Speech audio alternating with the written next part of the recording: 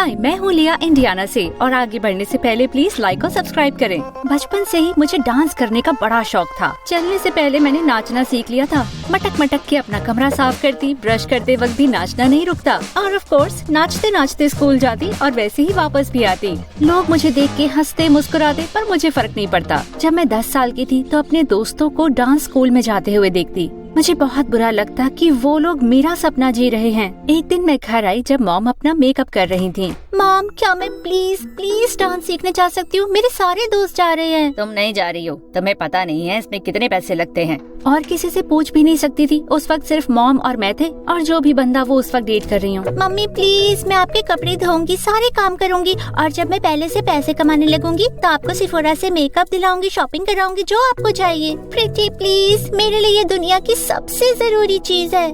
पता नहीं कितना टाइम लगेगा। अभी के लिए मुझे जाना है बाहर, मेरे पास टाइम नहीं है। मैंने ना कह दिया, ये फाइनल है। मुझे घर में अकेला छोड़ के वो निकल पड़ती अपने टेड या फ्रेड की फेरारी में फैंसी रेस्टोरेंट में डिनर करने और मैं घर पे बैठकर मैगी खाती। अपनी जिंदगी से मैं बहुत निराश थी। बस नाचने के सपने ही देखती। पर फिर मैं हुई 12 साल की, हमेशा की तरह अकेली थी और इससे पहले अपनी प्लेन कपकेक की मोमबत्ती बुझाती, वो खुद ही बुझ गई। ओह नो, अभी भी कितनी विश मांगनी थी। मैं स्कूल के लिए निकलने वाली थी कि मॉम आ गई। 1 मिनट लिया, तुम्हारे लिए चिट्ठी आई है। मेरी मॉम ने मुझे एक कार्ड दिया जिसमें मेरा नाम और एड्रेस था। किसने भेजा है मम्मी? लिया के लिए आंट लूसी से। ये आंट लूसी कौन है? सालों से उनसे बात नहीं करी, उस तरफ के परिवार से बात नहीं करती मैं। उन्होंने मुझे टिकट भेजा है। मॉम ने तुरंत वो मेरे हाथ से छीन लिया। ये टिकट नहीं है, ये चेक है $10 मिलियन का। मेरी मॉम तो एकदम पागल हो गई, जैसे लुई विटॉन की किसी सपने में घुस पड़ी हो।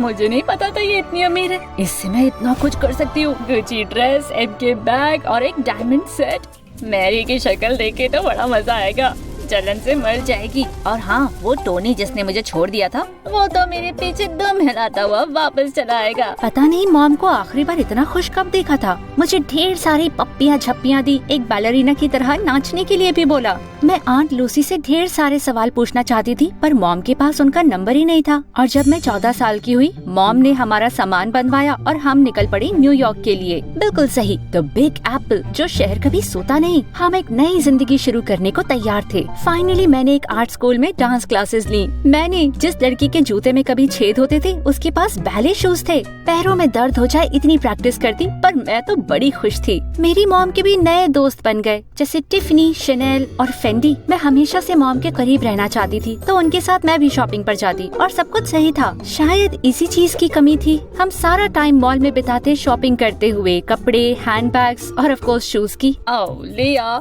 हमें ये भी लेना होगा। ढेर सारे शॉपिंग बैग्स और जूतों के बॉक्सेस लेकर बैलेंस करते हुए मैं मॉल में घूमती थी। इतने डब्बे होते कि मैं आगे कुछ देख ही नहीं पाती। जल्दी करो वरना बैलेंसियागा का नया कलेक्शन छूट जाएगा हाथ से। बस आपके पीछे हूँ। पर सच कहूँ तो इन महंगे स्टोर्स के अंदर मैं एक राजकुमारी जैसा महसूस करती। मुझे फैंसी ड्रिंक्स मिलती, महंगे कपड़े ट्राई करने मिलते और अपनी मॉम से बहुत करीब महसूस करती। मैं ड्रेसिंग रूम से निकली चमकती हुई ड्रेस पहन के। घूम के दिखाओ। बहुत सुंदर, बहुत सुंदर, ले लेंगे हम। मैंने खुद को शीशे में देखा। अपने आप को पहचान नहीं पा रही थी पर शायद यही मेरी असली पहचान थी। ध्यान से मैं हील्स पहनकर चली जो मॉम ने मेरे लिए ली थी और धड़ाम से शीशे से टकराई। बिना हील का जूता देखे। मॉम के साथ इतना समय बिता रही थी कि डांस पर शायद ध्यान देना कम कर दिया। मेरी डांस की टीचर मुझसे थोड़ी चिढ़ने लगी थी। ओके लिया, अगली तुम। सोचे। डांस टीचर की तरफ घबराहट से मुस्कुराई, कूदने की कोशिश करी पर गड़बड़ कर दी। बाकी बच्चे हंसने लगे। प्रैक्टिस कर रही हो? हाँ बिल्कुल। झूठ बोला मैंने। प्रैक्टिस करने का टाइम कहाँ था? स्कूल 3 बजे छूटता, मॉम से ब्लूमिंगडेल्स पर 4 बजे मिलती। मतलब टाइम निकालना तो मुश्किल था ना। वैसे भी अब तो मैं बिल्कुल बैलेरिना लगती थी। वैसे ही कपड़े, बाल, शूज और मेकअप बिल्कुल वैसी दिखती थी जैसे बैलेरिना दिखनी चाहिए। मेरी प्रॉब्लम थोड़ी अगर टीचर को नहीं दिखता। जब तक मैं 16 साल की हुई, मॉम और मेरा रूटीन बन गया था। Shopping, dining, shopping, dining. मैं जब स्कूल में होती, मॉम अपने दोस्तों से मिलती और उनके बारे में हम डिनर पे बात करते। और उसके बाल तो देखने लायक हैं, अजीब से ऑरेंज कलर के हो गए हैं। और उसकी जड़ें, आज की जड़ें तो आसमान से दिख जाएंगी। सच कहूँ लिया, लगता है तुम ही मेरी एक दोस्त हो। वो मुझसे प्यार करती थी, मेरी माँ मुझसे प्यार करती थी। तभी 2 आदमी रेस्टोरेंट में आए, बड़े गंभीर से चेहरे लेकर हमारे पास आए। जीनी रॉबर्ट्स। हाँ, क्या दिक्कत है आपको? उन्होंने अपने बैजेस दिखाए। ये पुलिस थी। हमारे साथ चलिए। एक्सक्यूज मी, मैं अभी डिनर कर रही हूँ, मुझे आपके मैनेजर से मिलना है। जीनी रॉबर्ट्स, आपसे टैक्स इवेजन के बारे में बात करनी है। ये क्या बकवास है? आपने किसी गलत इंसान को पकड़ा है, मेरी शर्ट खराब हो जाएगी। मॉम, क्या चल रहा है? लिया, मैं तुम्हें जल्द से जल्द फोन करूंगी। जरा ढंग से नहीं पकड़ सकते, ये सिल्क है। पुलिस मॉम को रेस्टोरेंट से खींच के ले गई। मुझे समझ नहीं आया क्या करूं, तो अपने अपार्टमेंट वापस चली गई। घबराई, रोई, अपने फोन को देखती रही। मेरी मॉम गिरफ्तार हो गई थी। मैं क्या कर सकती थी? फाइनली आधी रात को दरवाजे की घंटी बजी। वो मॉम थी। मॉम, क्या चल रहा है? सुनो, ध्यान से सुनो, तुम्हें मदद करनी होगी वरना ये लोग मुझे जेल में डाल देंगे। उन्होंने कहा टैक्स नहीं भरा, पर हमारे पास तो पैसा है। पुलिस को बताओ ना, उनसे कहो कि हमारे पास लाखों डॉलर्स हैं। नहीं है लिया, सब खत्म। मुझे यकीन नहीं हुआ। तुम्हें मुझे इस मुश्किल से निकालना होगा। जाके आंट लूसी से मिलो और उनसे और पैसे मांगो। मुझ पर नजर रख रहे हैं वो। मैं शहर के बाहर गई तो पकड़ी जाऊंगी। पर आपने कहा था आप उनके बारे में कुछ नहीं जानती। हाँ, अभी मुझे उनका एड्रेस याद आ गया। ये लो, जाओ उनके पास और पैसे लाओ ताकि मैं बच जाऊं। मेरे पास और कोई रास्ता नहीं था, बस मैं और मेरी मॉम, और मुझे मॉम को बचाना था। मुझे जो पहली ट्रेन मिली मैं उसमें चढ़ गई। उसमें ढेरों लोग भरे हुए थे। मैं भी उसी भीड़ में घुस पड़ी। ट्रेन ने अचानक झटका मारा और एक आदमी का सोडा मेरे मुंह पे गिर गया। वो मुझ पे चिल्लाया, ध्यान से। पर उसने गिराया सोडा।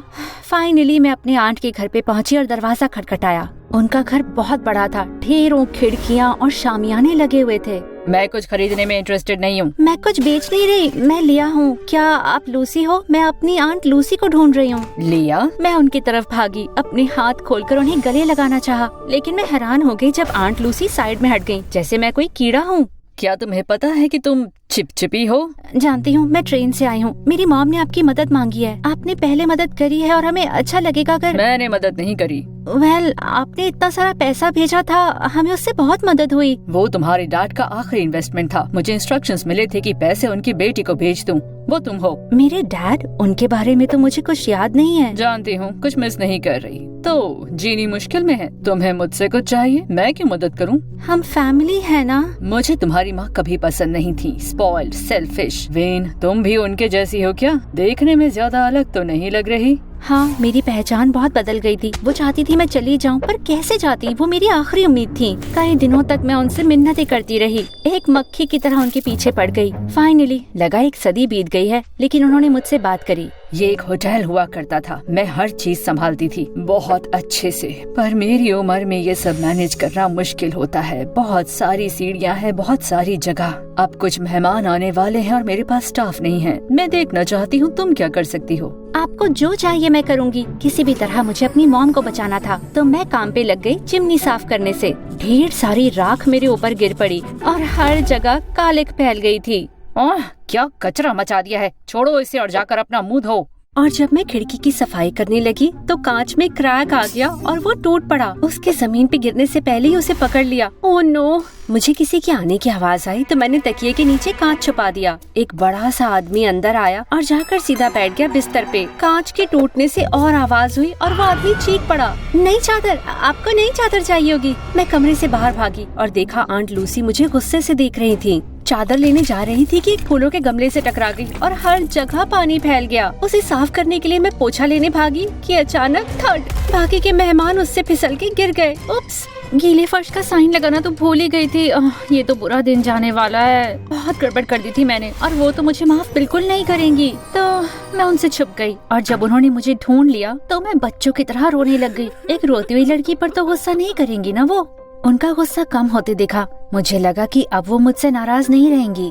मैंने अपनी करी सारी गलतियों की भरपाई करने की कोशिश की। अपनी आंट के पैर दबाए, ताज़ा जूस और गरम सूप बनाया, उनके कमरे की सफाई करी और सफाई करते वक्त मुझे एक म्यूजिक बॉक्स मिला। तोड़ना मत। ओह बिल्कुल नहीं, मुझे बहुत पसंद है। मैं भी एक बैलरीना हूँ।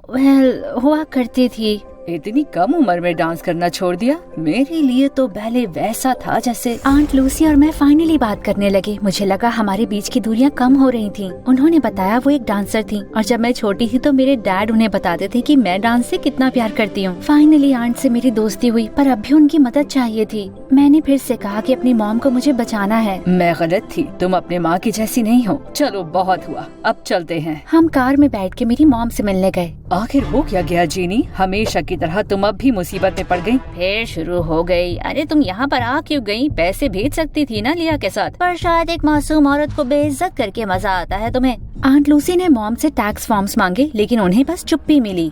मॉम, पेपर वर्क दे दो ना, ये मदद करेंगी। आखिर दिक्कत क्या है? ठीक है, फिर जाती हूँ मैं।